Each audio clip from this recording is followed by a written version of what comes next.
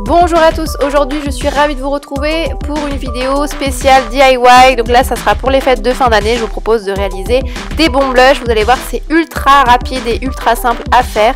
Donc pour commencer, je viens mettre 220 g de bicarbonate de soude dans mon petit bol. Ensuite je vais venir mettre de l'acide citrique dans mon bol et je viens mettre 110 g.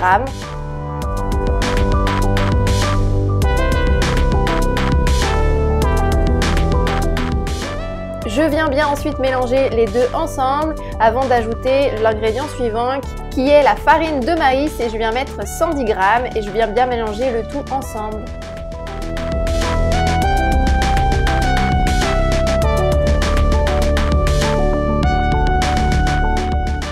L'étape suivante est un petit peu plus compliquée puisque je vais venir mettre de l'eau, donc il faut vraiment y aller en douceur.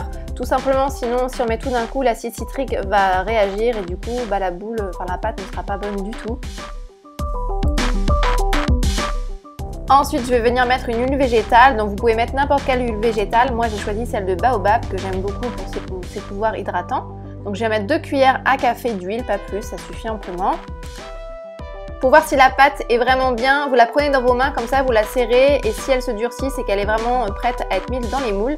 Donc moi je vais venir la séparer en plusieurs parties pour mettre différents colorants.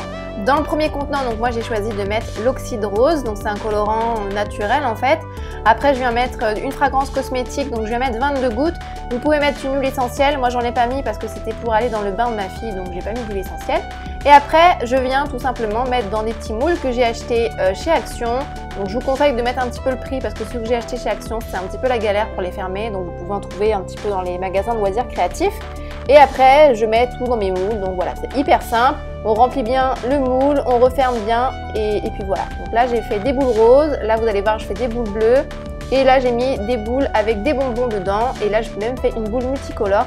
Donc vraiment c'est à votre guise, selon vos goûts, selon ce que vous avez chez vous. Ensuite au niveau du démoulage, c'est là que ça se complique un petit peu. Moi je vous conseillerais de les laisser en fait légèrement sécher dans vos moules une dizaine de minutes. Après vous enlevez la partie supérieure, vous laissez sécher une vingtaine de minutes avant de tout démouler. Sinon après la boule va s'affaisser si vous ne laissez pas sécher correctement. Donc voilà, j'espère que ce DIY vous aura plu. N'hésitez pas à mettre un petit pouce, un commentaire et je vous fais de gros bisous et à très vite.